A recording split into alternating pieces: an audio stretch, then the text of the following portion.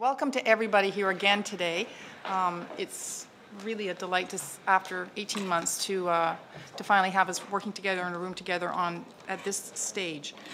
I'm going to go through some slides, and there's an overview of what I'm going to be responsible for covering over the next 55 minutes with assistance. There's a discussion paper that will form the basis for our discussion this afternoon. And so my intent over the next few minutes, or 55 minutes, is to ensure that everybody's much more comfortable in 55 minutes with that discussion paper than they are right now. We will be talking specifically about the 6 mechanisms that are identified in that discussion paper, and then we can open up the floor for some discussion, although not necessarily part of the consultation that takes place this afternoon. Okay, again, I want to back up a little bit and be a little bit repetitive, but specific at the same time. One of the mandates of the project, Navigating the Maze, was to explore communications and integration mechanisms for improved coordination of disability income supports and employment issues for people living with HIV and other episodic disabilities. So towards this end, we commissioned a report. And that report is something that many of you have seen, that it is posted on our website, and it's called Navigating the Maze. And we commissioned John Stapleton to develop that report. The target audience for the initial draft of that report was initially the advisory committee, and I'll come back to that in a few minutes. Within that report, 4 mechanisms were identified, which John will speak to in a few minutes. Subsequent to the first draft of that report being done, there were other mechanisms that came to my attention, and so they were, as a way to consolidate these different mechanisms, they were put together into one document, much smaller than the Navigating the Maze document, much more confined, just to clarify the different and consolidate the 6 ultimately different mechanisms that were identified in one form or another to form the basis for discussions later today. The target audience for both of these documents was initially the advisory committee. However, the information that was contained in the Navigating the Maze report that John Stapleton worked on along with Ann Tweddle was so compelling, the advisory committee felt, that they wanted it to be seen by a larger audience. And so we received more consultation, we took part in more consultations than that report, and so a revised version came out, which is the one that is available on the website that you have seen. So, as I mentioned before, the discussion paper that you have in front of you that was circulated before this meeting and in your package is a consolidation of the mechanisms that were identified in both Navigating the Maze as well as other identified mechanisms. And ultimately, the purpose of this was to increase stakeholders' knowledge of mechanisms for interjurisdictional collaboration. We're not talking necessarily about the content that would be discussed within these mechanisms. Instead, we're talking, first of all, as Melissa mentioned earlier, about the mechanisms themselves for communication. This is one of the quotes that was in the paper itself. And I think it's important to remember, but also there's a twist to this. It does not matter if the mechanisms are implemented that improve communication and integration if what is communicated and integrated is not meeting the needs of the recipients. And I think there's great wisdom in this comment, but I think we can also say the reverse, that it really doesn't matter if there's wonderful integration that's happening if there's no way to communicate that as well amongst the different parties that are involved with that. So, this is part of our task today, is to begin the dialogue on this. A couple of points that I want to make is that the mechanisms that we will be talking about in the next few minutes are not mutually exclusive. In fact, some of the mechanisms could complement others. We envision many of the mechanisms as, in fact, venues for communication and dialogue to happen and discussion to happen, whereas some of the other mechanisms that are described are, in essence, processes to move the discussion along or ways to organize the information in different formats and organize the people who are communicating as well. Or the communities that are communicating with each other. So clearly these mechanisms are not mutually exclusive, which might be one of our challenges later on this afternoon, is if we're being asked to prioritize them, but we also want to envision some of them as working in concert with each other and complementing each other. Then this is one of the challenges that we'll be working on this afternoon. And as I mentioned, some of them are taking on different forms and clearly could complement each other. Okay, so I'm going to now turn the next few slides over to John Stapleton, because these are the mechanisms that he mentioned in his paper, Navigating the Maze. And so over the next few minutes, I'm hoping that John will bring further clarity to some of those mechanisms. Okay, thanks, Eileen. If you want to follow along, you can take the paper which you have in your package and go to page 4, where it talks about the 6 mechanisms. And I'd just like to echo what Eileen has already said. And in many ways, these are a mix and match of mechanisms and venues. And so it's not only the different things that could be done from a substantive or a content perspective, but also the venues and the that exists in order to bring things forward. So there is a very good, starting with the first one, which is the commissioning of pilot projects and/or additional studies. As noted here, Quigger engaged SRDC, Social Research and Demonstration Corporation. Stay away from the acronyms. And they have a very good paper, and I encourage you all to look at it. It's called Increasing Access to the Labor Market for Persons with Disabilities and Options for Demonstration Projects, because it goes into a lot of really good detail in terms of the rationale for the particular options that they chose. And if we go to the first one, the employment insurance sickness benefits and options to extend the benefits, it's important to note that this isn't just for the purposes of extension of benefits to improve income security, but it's actually to promote labor force attachment. So the mindset and certainly the framework behind what SRDC noted was to improve labor force attachment, and so the demonstration behind it of extending EI sickness benefits, and the example they used was from 15 to 50 weeks. So, and of course, it might need some addendum to that, given that the government has recently, as part of the budget, looked at extending EI regular benefits. But in their option, they look at the extension to 15 to 50, but talk about it only in terms of the people whose episodic disorders or their situation, their disability, would require an extension. So it's not simply an extension to everyone, but a specific demonstration in order to extend from 15 to 50 weeks for those people who would actually need that.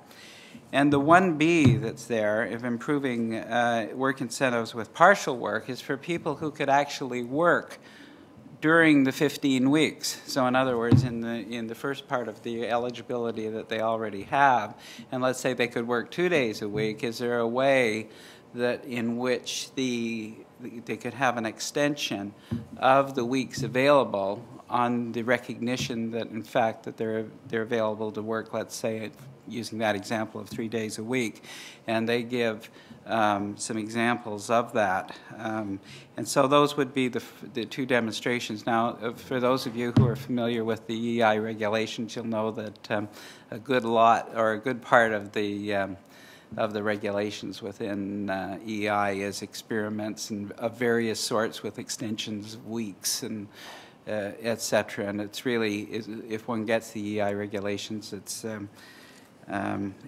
quite impressive just how much of it is involved with demonstration projects and experiments.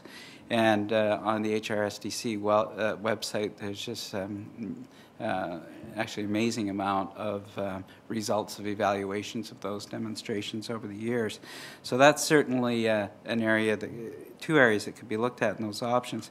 Earnings and supplements and tax credits for persons with disabilities, they have a number of different models that they're looking at. Earning supplements that SRDC looked at, and generally speaking, they looked at temporary earning supplements of the sort that there's 2 projects, one in BC and one in New Brunswick, that SRDC was involved with, and they had the extension of earning supplements for for a period of time. Now, what we have with the, again, just to update this, is with the Mr. Flaherty's January budget, we have the extension of the working income tax and an effective doubling of the working income tax benefit envelope. Now, that's in terms of a cost envelope. It doesn't quite double the benefit.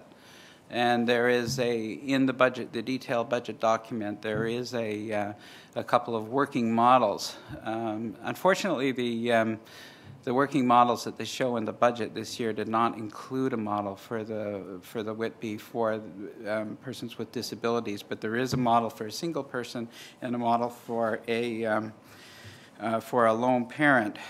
And it's now the case. I can say that certainly in the province of Ontario that the working income tax benefit will be quite significant. And so this is something that can be actually looked at in a retrospective way.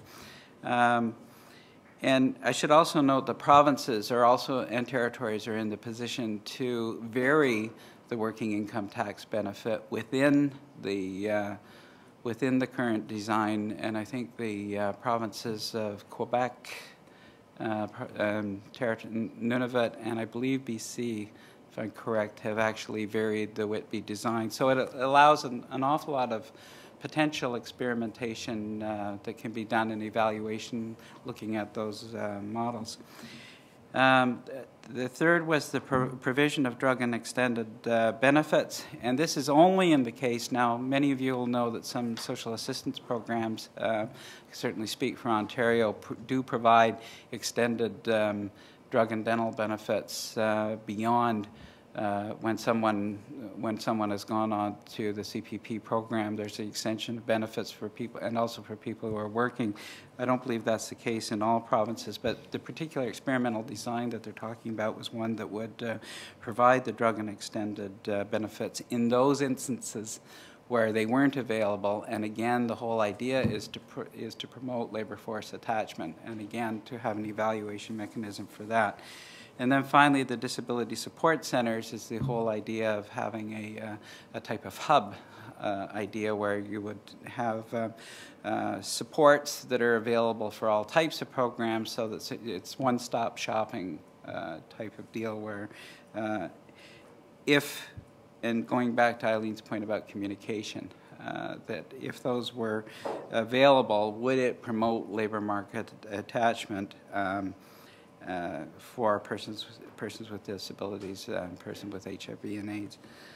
So so those are the substantive ones, and when we get on to the venues, there are various different places that one could go to start to promote these things on the advocacy side.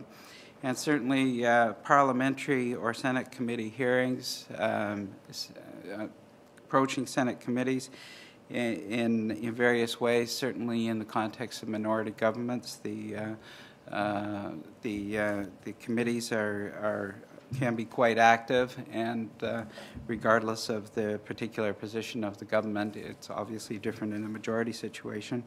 But we did have, for example, the HUMA committee that looked at issues on poverty on the Commons side, and then on the Senate side we had the two committees, one on rural poverty and another one on urban poverty. Now, my understanding is that the Rural Poverty Commission has already completed its work, but it's still unclear whether in post-election whether the Eggleton Committee with Dr. Keon is going to continue, but those are possible venues. And then looking over, there's always, we had the blue chip panel approach, where you could have an appointment of a panel.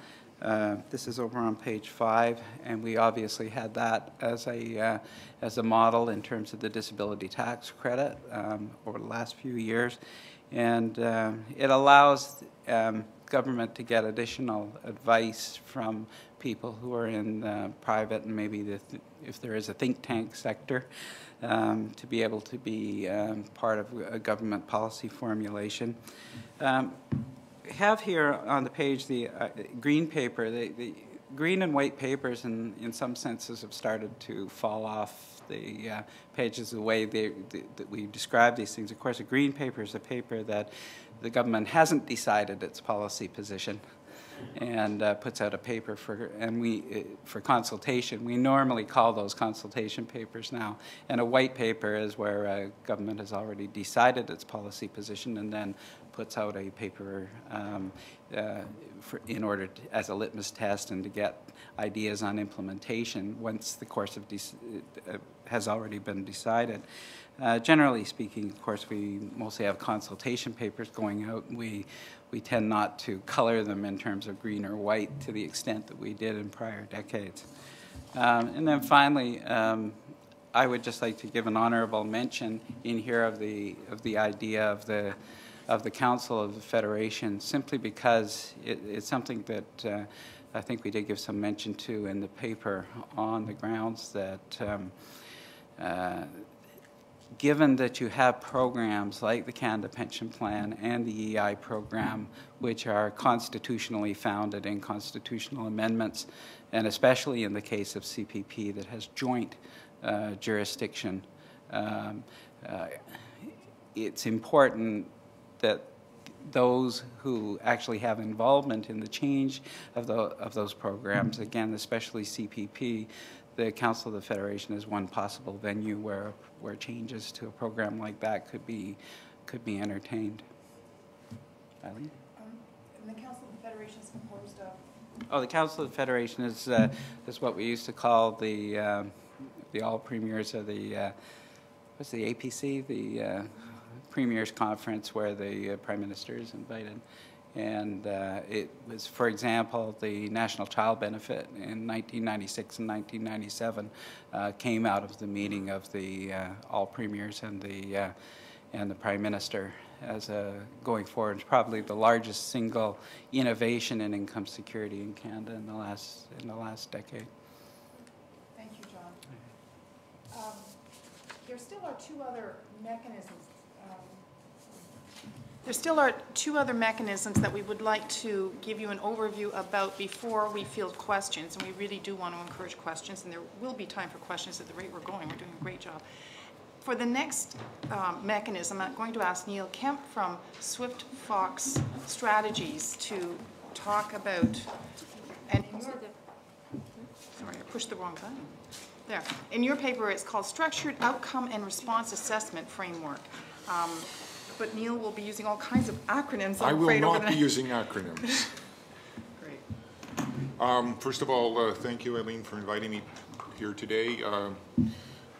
Two sort of preface comments. One, if I fall asleep this afternoon, it's because I'm still in Victoria time.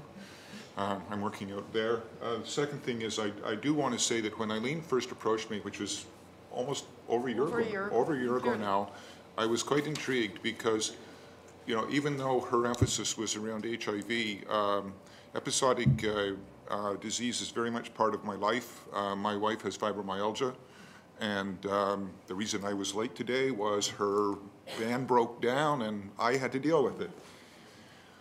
You cannot do, the premise that I am here today to talk to you about in, I think Eileen gave me 2 minutes,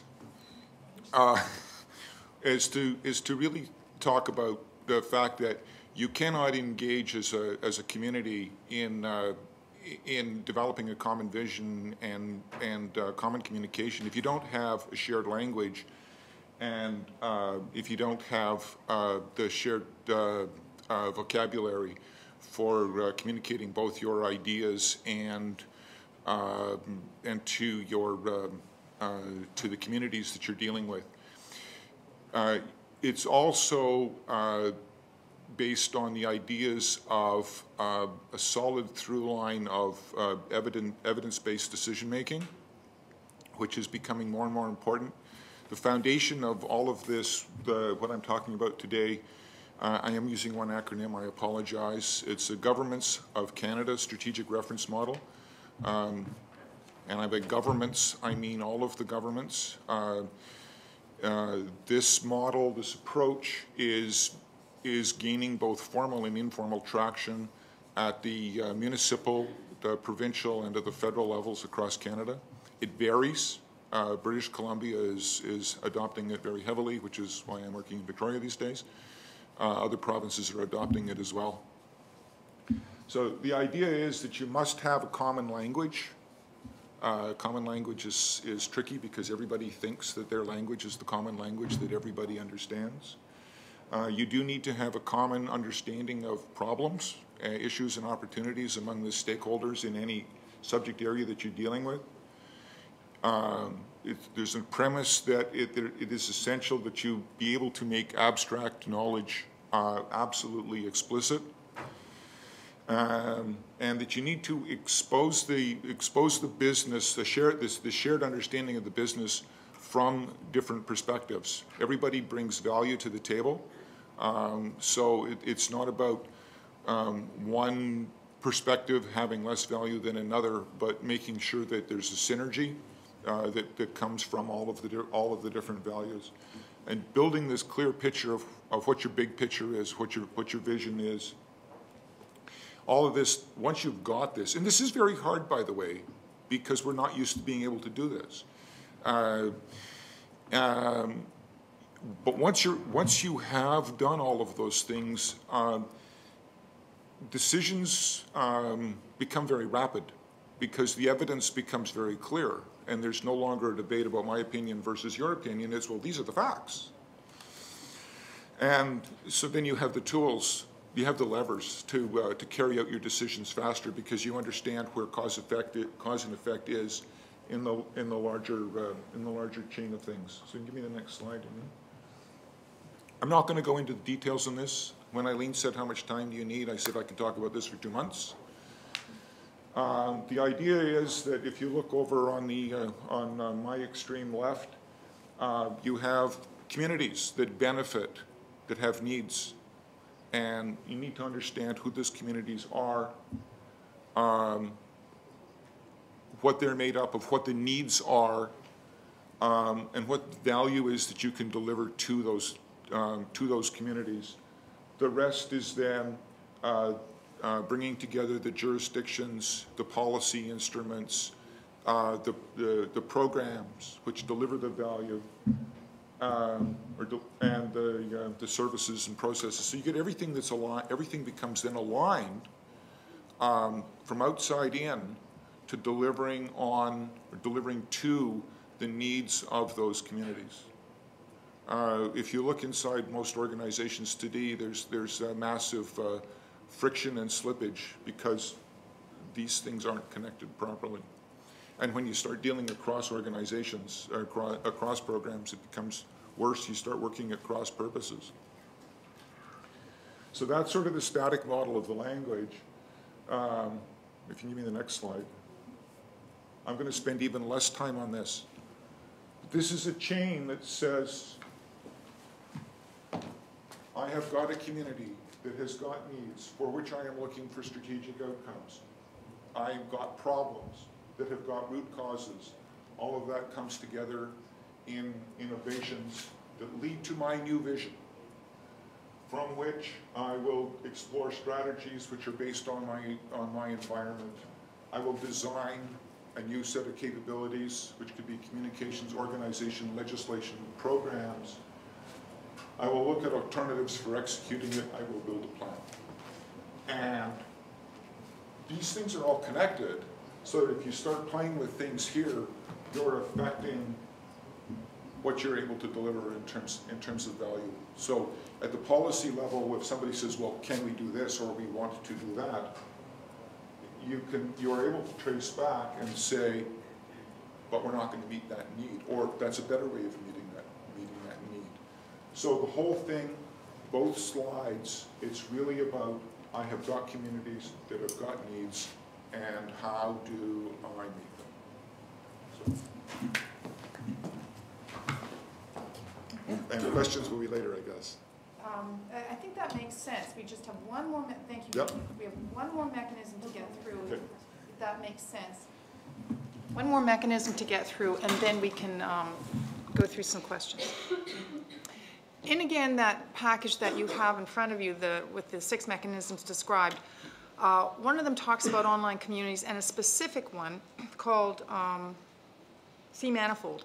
I want to also let you know that there was one organization that came forward and explained their mechanism, their online community to us. And so, but since that time, I've been working on another project called Collaborating for Capacity.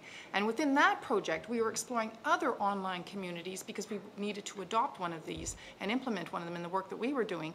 And so during the course of that project, we became aware of other online communities.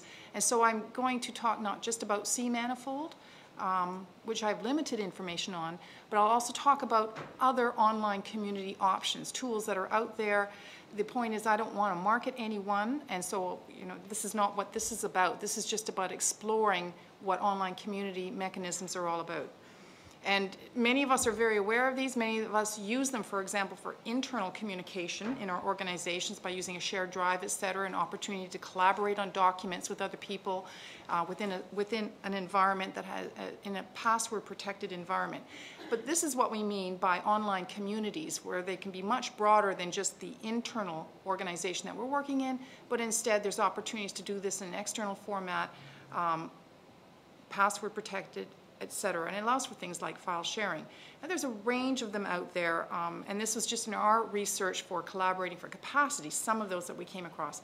Of course, I'll be talking, and you have some literature in front of you, very brief literature on C-manifold. They presented information to us, and I've presented it back to you in that document.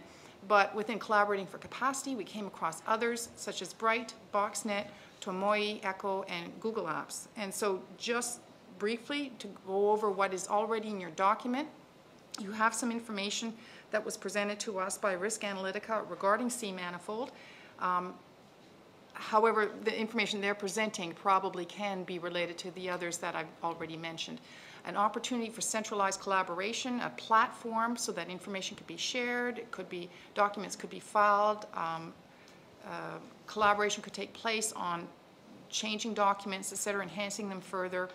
And so it's a way to, in many ways, manage the information that's out there and manage the communities themselves, the members of the community that have this password, and to try to facilitate their exchange of information.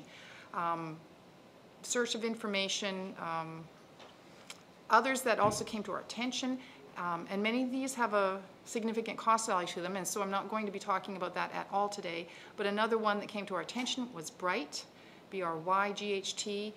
This is from their website, how they describe themselves, Content and Community Management System. BoxNet, which is something I have utilized in other work that I'm doing, mainly used from my perspective. I've been using it mainly for storage of information and sharing in a password-protected environment documents. No doubt it has much more capability than that, but I know that I've used it for those purposes. Tomoe Echo is one that we came across that's being used in London, in England, in essence, to pull together a health provider community, a quite large community across sectors, to allow them to communicate with each other on a common platform. Information sharing, it was quite a large one, and quite an expensive package to purchase. And they, on their website, state that they're a powerful solution to help you build a vibrant community for social networking, collaboration, and informal learning. Another that some of you are familiar with is Google Apps, offered through Google. This offers messaging back and forth using Gmail, collaboration on documents, videos, things like that. And again, that's password protected as well.